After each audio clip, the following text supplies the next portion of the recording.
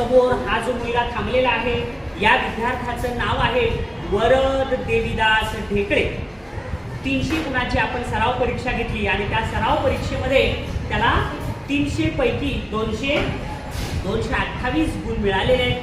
त्यामुळं त्याला हे कंपास गिफ्ट मिळणार आहे.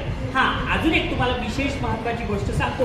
हा जो कंपास आहे, तुम्ही सगळे जे इथं बसलेले आहात तुमच्यापैकीच एका विद्यार्थ्याच्या पालकांनी हे कंपास गिफ्ट द्या म्हणून सांगितलेलं आहे.